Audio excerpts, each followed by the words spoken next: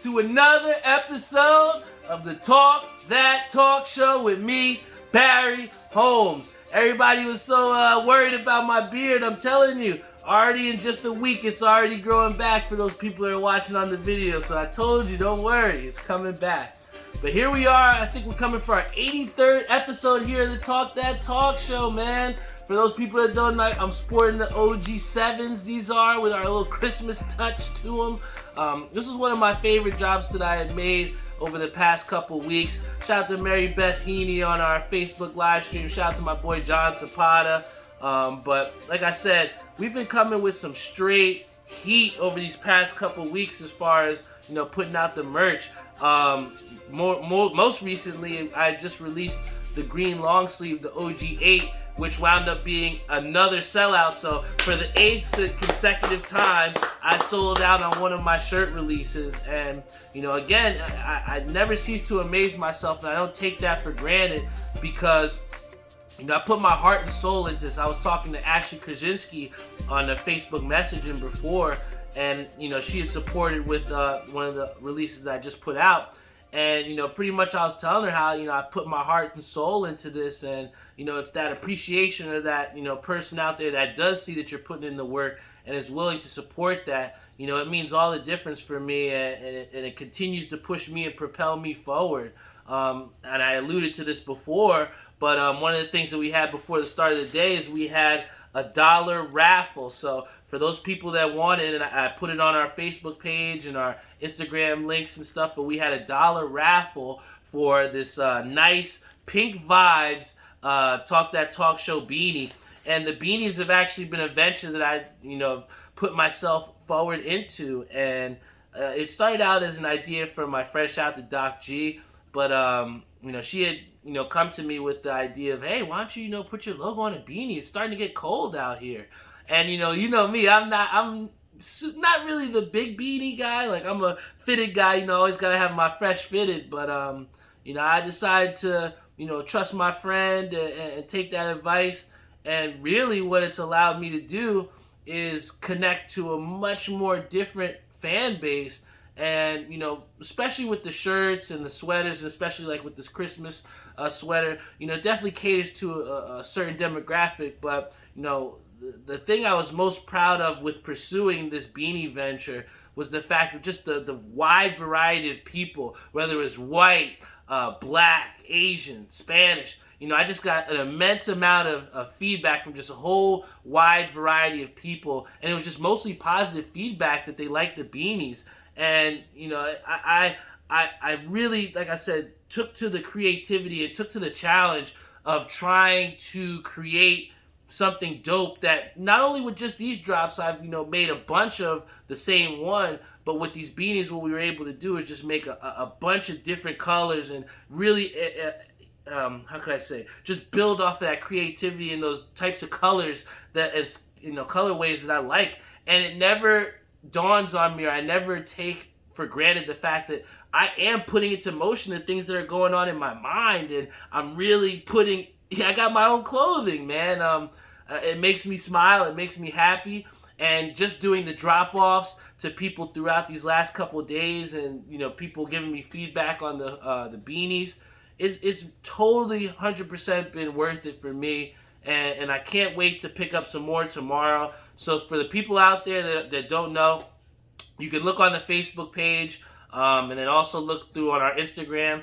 I have a bunch of different beanies and colorways that I'm dropping that I'm really excited about. And for all those people out there that did support on this soft release beforehand, you know, I appreciate you guys so much, because without you, I wouldn't have the motivation to continue to try and put forth these awesome, dope stuff. And, you know, it means the world to me. We're going to be announcing the winner to this $1 raffle at the end of the show. So for everybody that put forth, I think we were able to get like 56 entries in there, which is amazing. Shout out to all the people that supported with that. So, you know, before I get into this show, I want to give a big special shout out to our sponsors. Shout out to VW Liquors located in Wick Plaza, Edison, New Jersey. Want to thank Air We Are for the best air conditioning needs and cooling and heating that you could need. Please hit them up. Shout out to my boy Angelo over at 13 and a Half Clothing Company. He's doing great things. And also, you're going to want to hit up my boy Savion Gaynor, who's really killing the game with his sky-dye socks. And then also, a big shout out to my boy Cody Bromley over at 91s.com. He's got the best acid wash apparel in the game. I can't tell you how much it means to have my friends that also have their own clothing brands that they've launched and have had success with, and I support and stand with them too. So, those sponsorships definitely mean a lot to me. Also want to give a big shout out to Maria and Joe Snow, helping to get people their financial freedom over at New York Life. If you're looking to try and get yourself on a financial plan or something that works for you and your family, hit them up. They're going to give you the stability and the flexibility that you're looking for. So please hit them up. And then finally, my boy Timmy Hugo over at Ink Parlor. I absolutely love that guy, man.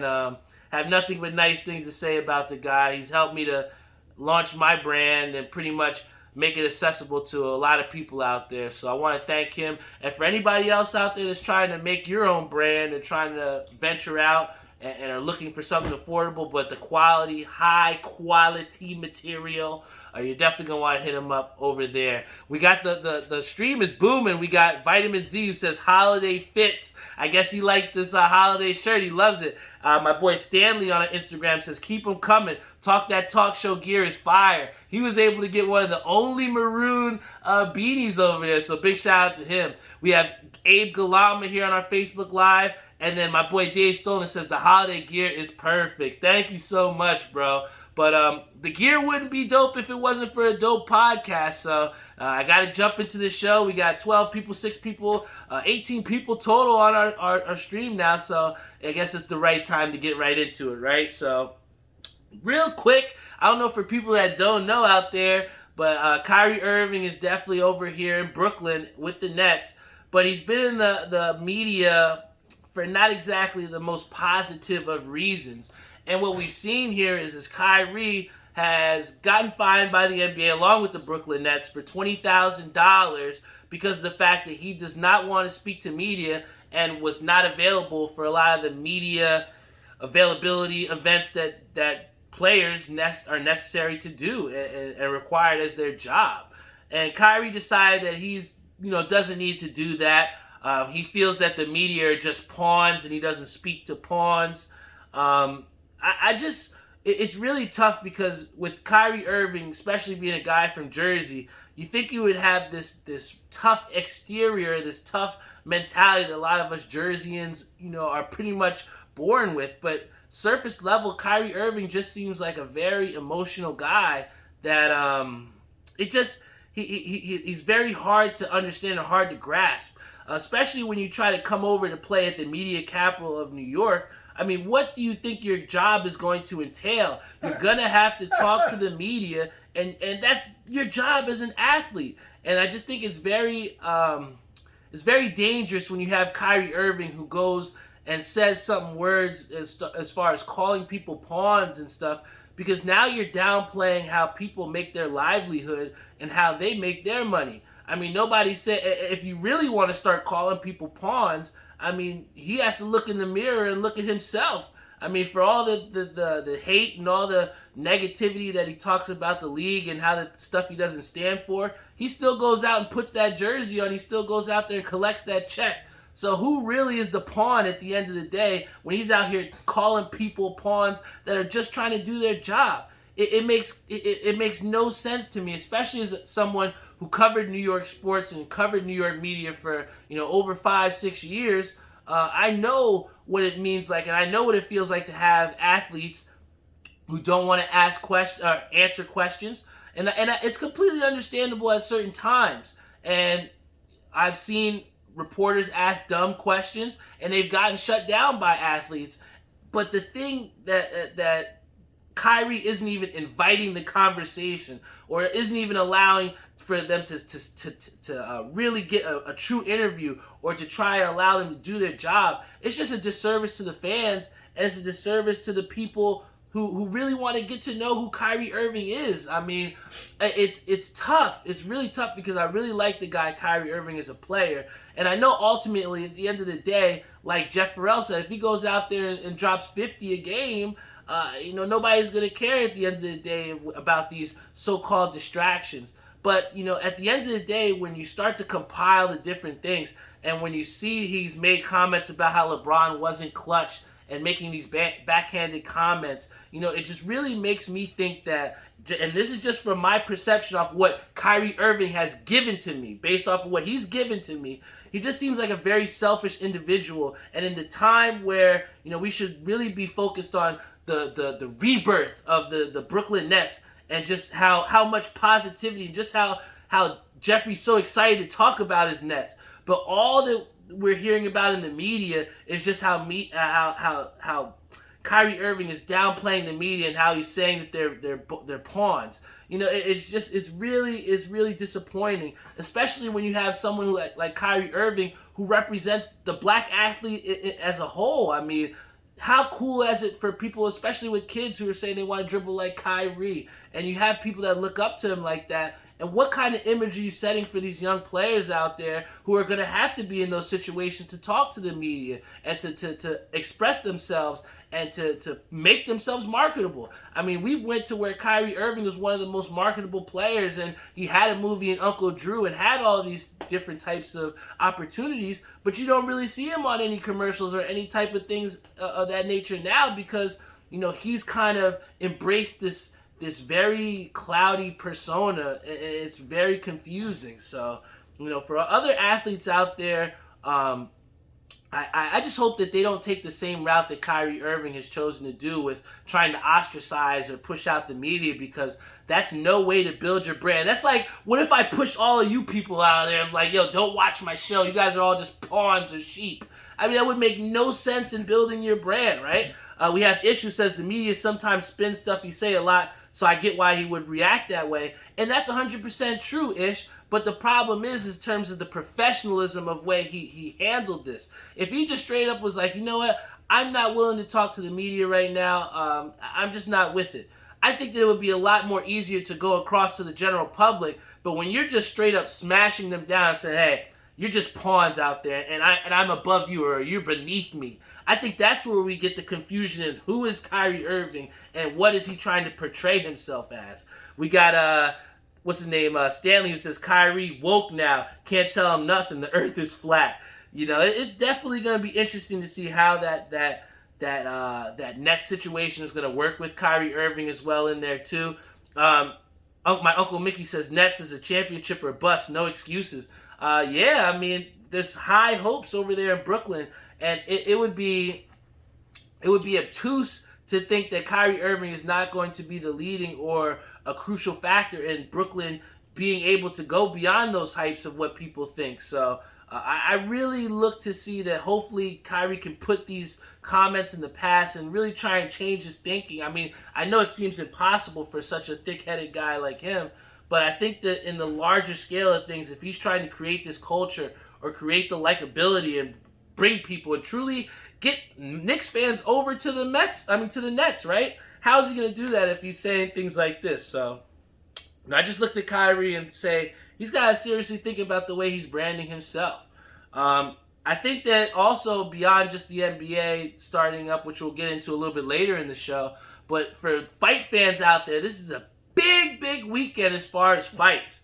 And we have Anthony Joshua, who's going to fight against Kubrat Pulev, which is going to be a really good fight because Anthony Joshua has high expectations coming out of this. I mean, Pulev is definitely no slouch in just being someone that only has one loss. But I think that this heavyweight division as far as boxing has maybe been one of the best in terms of us getting those high-profile fights or the fights that we actually want to see. Whereas where you have in the middle or the welterweight divisions where guys are ducking people. And I think that this Anthony Joshua is huge for the heavyweight division because for a lot of people, presumably, they think the next fight for this is going to be Anthony Joshua versus Tyson Fury.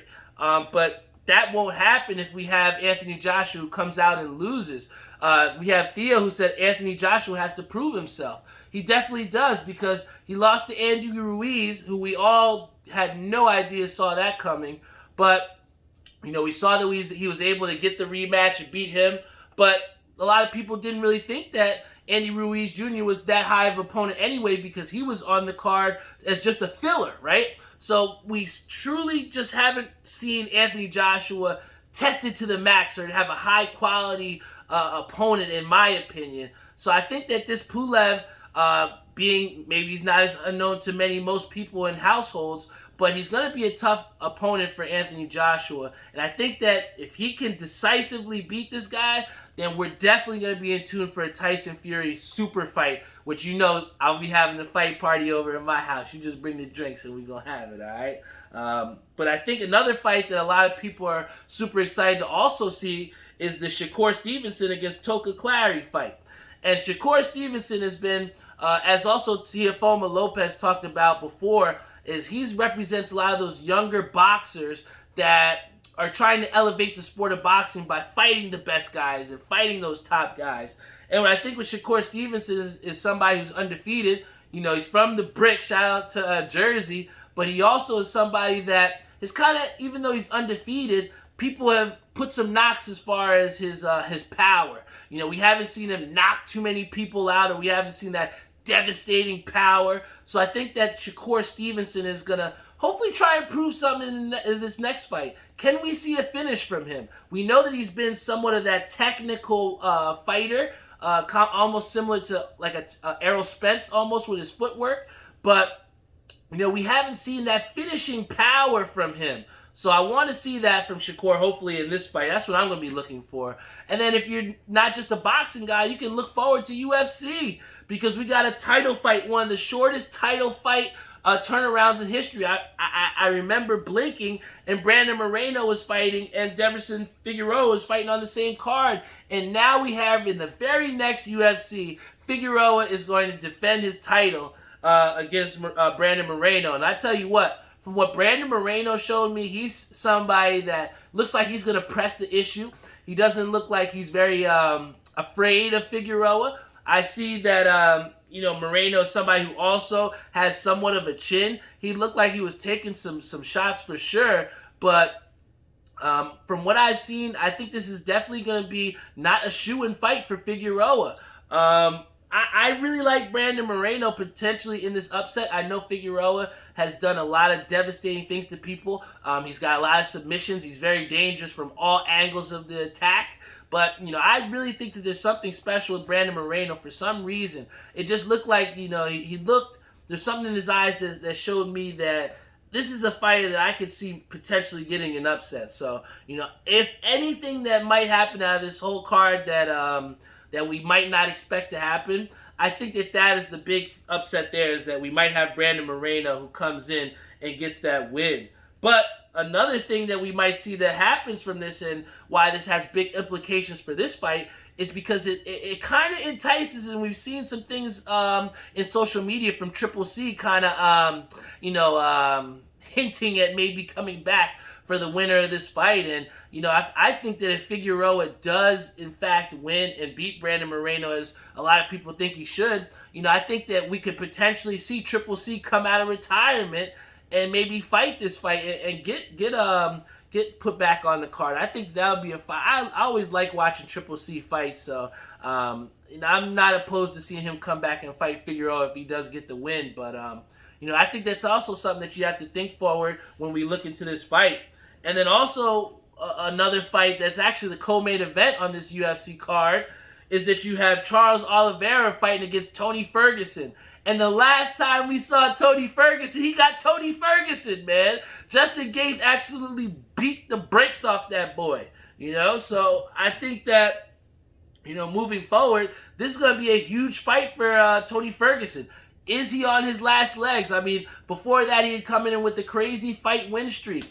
And to get stopped by Justin Gaethje, now we have people in just such a short turnaround. People are saying that his career might be over if he doesn't win this fight. So, huge implications for an aging fighter in Tony Ferguson. And, I mean, it's going to be tough. You got to see, especially from guys that get knocked out, and for somebody like Tony Ferguson who was on top for so long, it's going to be tough to see, how does he come back? I know he's been itching to get back in the ring, but, we've seen what happened with Yoel Romero after he got a bunch of losses, and then he got cut from the UFC, And I think that with Dana White pretty much making all these roster cuts, and especially the people that we've grown to like watch fighting over the years, it definitely puts a lot of pressure on these fighters who are at the end of their contracts or who have had some losses. So, I look at Tony Ferguson as one of those people who is going to have immense pressure on his back to come out here and fight against a quality opponent in Charles Olivera. So this is a very dangerous fight, not just in terms of his personal health, but for the future of his fighting career. So, this is going to be tough, man. It's not a walk in the park for him, but, I still believe that there's a fire that burns within Tony Ferguson, and I think that he's going to come out on top here. I do.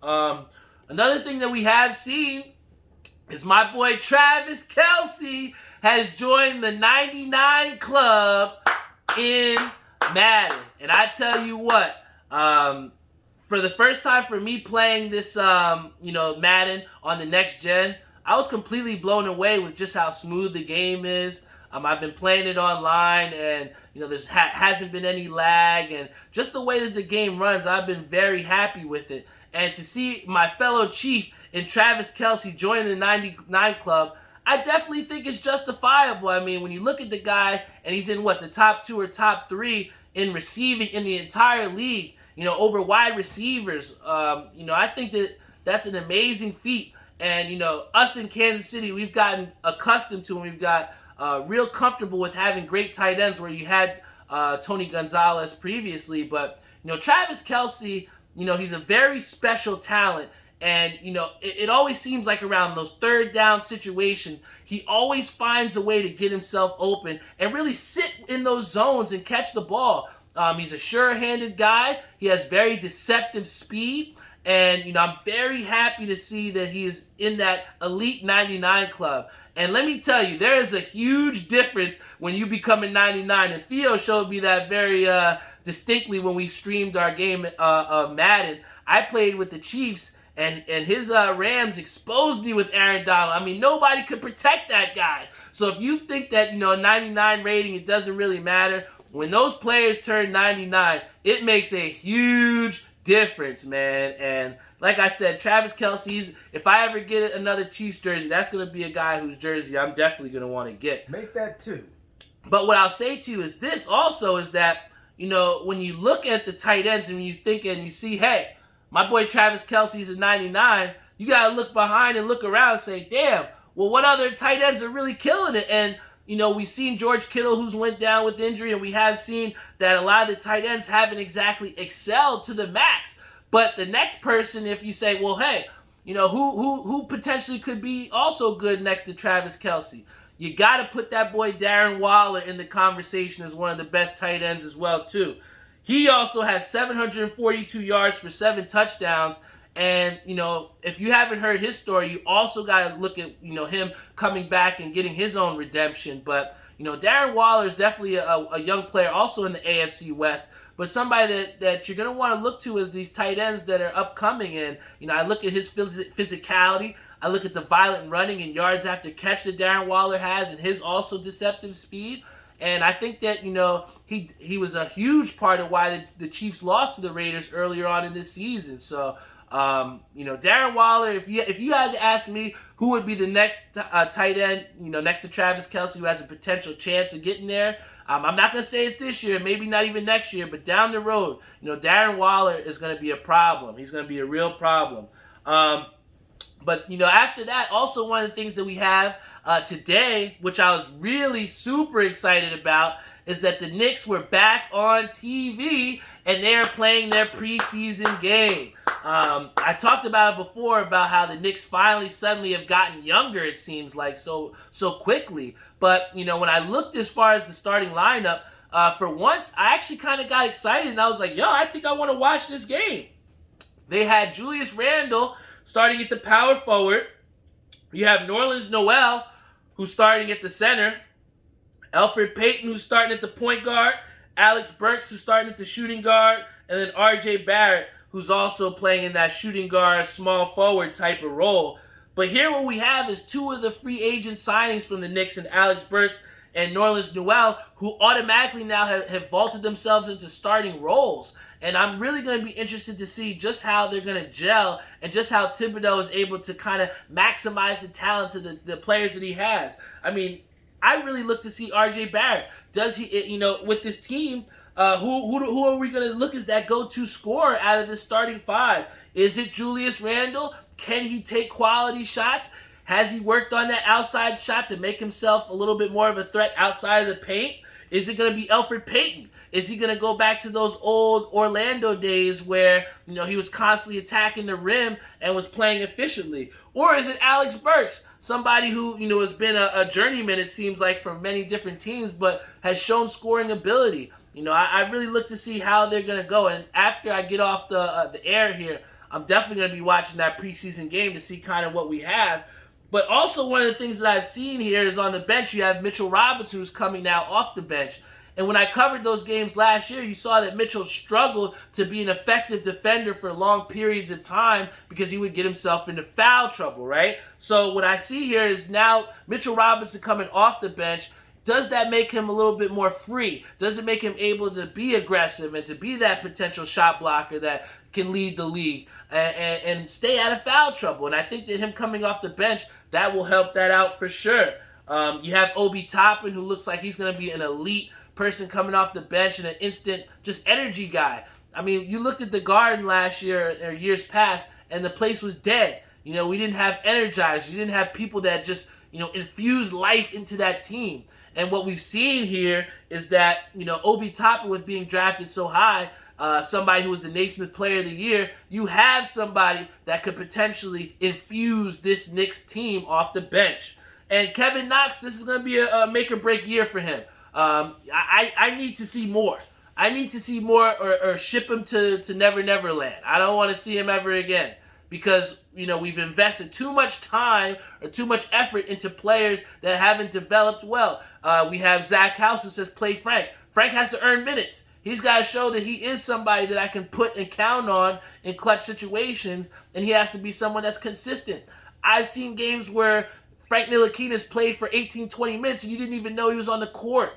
It's more than just being a player on the court. You have to be a contributor. You have to be a change maker, somebody who's going to affect that team positively and consistently. And I see in that bench, I see a bunch of inconsistent players, and especially Dennis Smith Jr. I don't even know whether he remembers how to play basketball, but he's going to be somebody that's going to be looked to for significant minutes off the bench. And if this Knicks team is going to even win 20 games, you're going to have people that not only know their roles, but excel past their roles. And that's where you need Tom Thibodeau to really drive that home and make that happen, man. So that's what I'm going to be looking forward to. And for everybody else out there, let's see what the Knicks do. I mean, I want to be proud to wear. I mean, I will be proud regardless, but I want to be proud to wear that Knicks jersey. I want to be proud to say, hey, I am a Knicks fan, and we are playing significant games. We're not just playing for fucking lottery balls, all right? The next thing that I definitely wanted to talk about for sure, ladies and gentlemen out there that don't know, like we said, I'm a huge hat guy. I was super hyped to put on my hat today to match my OG7, but I was super hyped to get this hat that came in. We had the Hat Club exclusive that just dropped, which was the green icy brims, and I was able to get my hands on one of these Mets green icy blue brims from Hat Club. And I tell you what, this might officially become one of my new favorite hats to rock. It has the 1969 World Series patch on the side. I told you we've been big on Hat Club and saying, hey, let's get us some different patches. And here we've seen they've given us a different patch with the blue brim. I love the icy blue brims.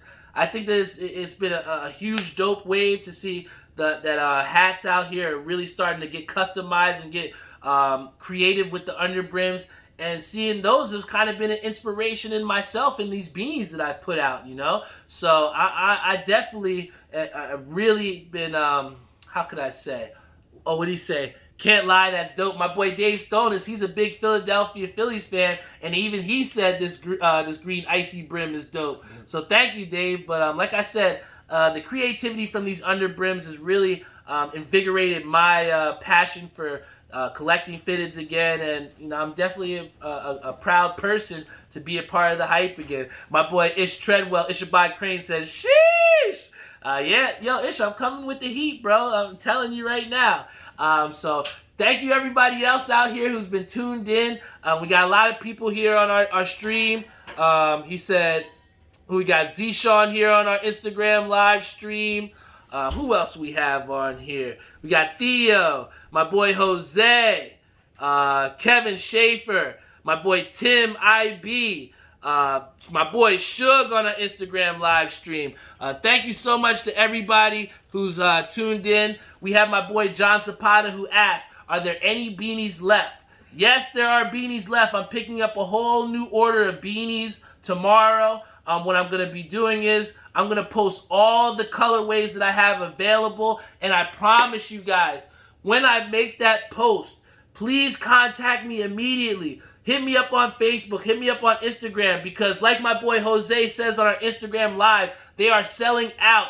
I have sold over 40 beanies in the last 2 days. What became just a soft release has become our next release, all right? So like I said, everybody that's been really, how could I say, the people that have really supported me through and through, I appreciate you so much. And is what really pushes me to try and make different ventures, to go off on a limb. I was worried about the perception or how people would take these beanies at first. And now it just seems even crazy to think that I was worried because, like I said, we've sold over 40 different beanies. I've had to restock about 2 or 3 times. We've got about 15, 16 different colorways. So I'm just I'm super happy to be here, guys. I wouldn't be here if it wasn't for you all. And like I said, you are the biggest reason as to why I'm able to come out here, make this dope stuff, give you guys a quality podcast to listen to. And I appreciate you so much. The love oozes out of my body for you all, man. My boy Ish says, oh, fuck, I need that. Yeah, man, I'm telling you, bro. We're going to have these beanies out there. They're going to be really dope. But also, we got to get into our beer review before I end this show. And the beer that I have today is a beer from Beach Haus Brewery. For people that aren't aware, this beer is actually come from Belmar, New Jersey, okay? So here's a different Jersey brewery. So for people out there that are trying to find something different other than Bolero, you're going to want to check out Swash White Ale, all right? This is going to be different. A lot of times when we talk about ales, at first, we're thinking of that automatically it's going to be a lighter beer than what we are accustomed to with the double IPAs or triple IPAs. But, what really interested me with this beer, and I'm going to put it up there so everybody can see here, but what really interested me about this beer was the fact that, with it being a white ale, you don't really know what to expect. What is a white ale, right? But automatically it says, you got to keep me cold. So I think that this is going to be something that, just off the rip, I look at the color, and I think that it's going to be a very smooth beer that I might be able to drink a bunch of, okay? I might be able to drink a couple more of these than, I might normally with the heavier beers. So, for everybody out there that's here tuned in on a Friday night, if you're wearing your shirt, if you're not wearing your shirt, my boy Frank Lanza says, pour one for me. This one's for you, Frank Lanza, and for everybody out here that's tuned in. If you have a beer, put your beer up. If you have a drink, put your drink up. And like I said, I feel like the luckiest person in the world because I have a loyal fan base and I have a platform that I have not wasted. And I continue to try and maximize it. And you all are the main reason as to why I'm able to. So everybody out there, cheers up. And let's see how good this beer is.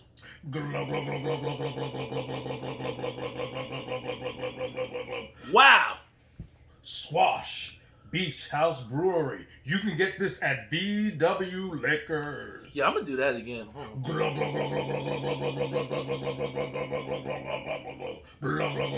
Wow, that's swashbuckling.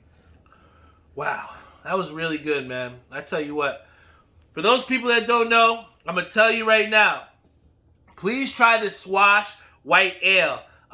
There's not many times where I just say, hey, let me get that again. Let me go after that again. And I tell you right now, that this is a very smooth beer. It has a good aftertaste to it. It's going to be something that I definitely would suggest to a lot of people out there for sure, man. Because, I'm very someone who appreciates the taste of beer. And this is definitely one like it said, you gotta glug it twice, man. Pause. Mega pause, alright? But thank you so much to everybody who tuned in here on the Talk That Talk show for our 83rd installment. Talk that talk! You know, this continues to get better each and every week. I wouldn't be here if it wasn't for my sponsors. Shout out to VW Liquors, located in Wick Plaza, Edison, New Jersey. Let's go, Mets! Let's go, Mets! We always do that for Dave at the end of the show. You know what? I might have to put my green icy brim on to do that. Let's do that one more time. I want to do that in my green icy, all right? 1, 2, 3. Let's go, Mets! Let's go, Mets! Yeah, that feels good in the green icy, man. That does. So shout out to everybody over at VW Liquors. My boy Dave, he actually wound up picking up a couple beanies. Tim, Neva, Caroline, everybody over there. Crystal Dice. Everybody's just doing great things over there. And they're actually, there was somebody that used to work there by the name of Jane, who I just had information about that passed away recently. So my condolences go to the entire VW Liquors family. Every time I would come into the store, ever since I remember Jane as somebody that was just always nice, had the southern accent, and was somebody that treated you with a welcoming, smile, and she would pick fun at you sometimes too. And ever since I can even remember buying alcohol legally, she was just somebody that was a nice person. So, when I got the news going into VW Liquors today, I was very sad. So, I definitely want to, condolences going out to Jane, her family, and everybody at the VW Liquors family as well. So, everybody out there, let's put a drink up for Jane, man. Rest in peace, Jane. For real. And then also, want to give a shout out to people at Air We Are. My boy, Jeff Galata is doing great things for people for their heating and air conditioning needs. Hit him up. He'll definitely help you out, give you an affordable price and help you out with. Also want to give a shout out to my boy over at 13 and a Half Clothing Company. We're going to be in the process of hopefully trying to show off some of his winter collection in his next couple episodes. So, big out to him.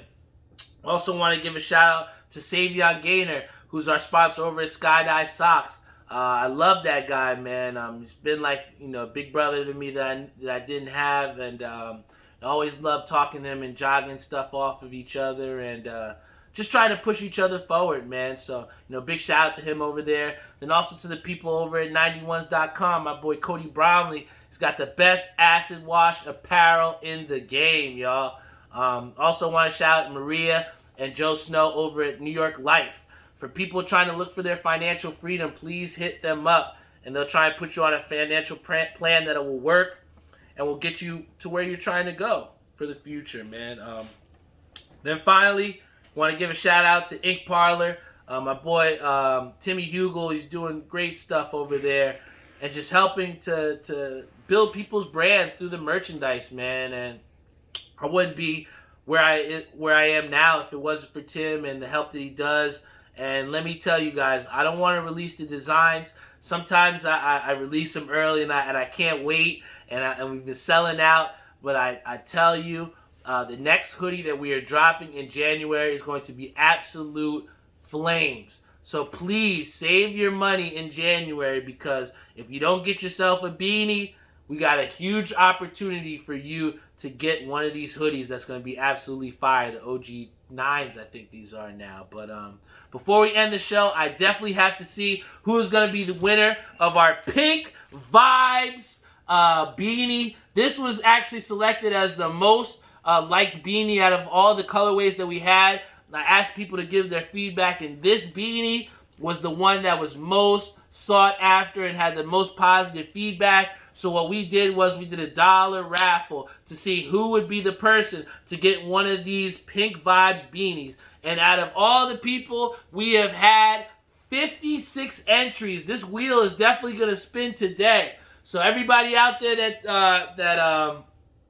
how can I say, supported, thank you to Ashley Krasinski. Shout out to Tim, my boy Carl Samuels, Doc G, Becca Dean, her boyfriend Jack, Brianne Pearson. Thank you so much to everybody that was supportive of this. This beanie is one of my favorites. For everybody else out there, we have Zishan who says that's Fueg. So I think he likes this one too. So if you do like the beanies, if you're looking for any information on what beanies are available, you can look at my Facebook. I'm going to have all the colorways posted, and just reach out to me. And I promise I'll get you hopefully a beanie that you'll like before it's sold out. Because I promise you, we sell out over here at Talk That Talk Show, baby. We sell out artists. All the time. All right, so without further ado, we're going to spin this wheel. Everybody with me, countdown. 5, 4, 3, 2, 1. And let's spin the wheel.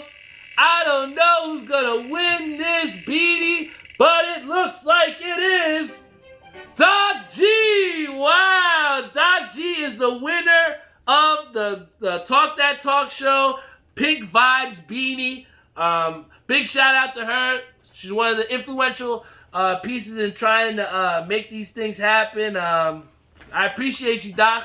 We're going to get this beanie out to you. And if anybody else that would like to get themselves a beanie, we have Ricky Sudnick. He said, yo, are any beanies left, Uncle Barris? Yes, Uncle Barris is here to tell you that there are some beanies left. I'm picking up a whole new order of beanies tomorrow. But please, everyone, look on Facebook. Look on the Facebook page. And you will have all the different colorways and beanies that are available. I'm going to message you. Come in contact. We can either ship them out to you, or we can meet somewhere socially distanced. Guys, you want to get these beanies before they sell out. We've sold out over 40 within the past 24 hours. It hasn't even been 2 full whole days. So please, find a way to get in contact with me. See the different colorways out there, and I promise you, there's going to be beanies for you. That's what I've been doing over these past couple of days, feverishly working hard to make sure everybody has a chance at this. Because what normally happens is with these releases, some people miss out on the Christmas sweater. Some people miss out on the shirts. But with these beanies, I promise to everyone who hasn't had a chance to support, here is your chance to support, all right? These beanies right here are your chance to support if you miss out on the drop. So please, I'm pumping this heat.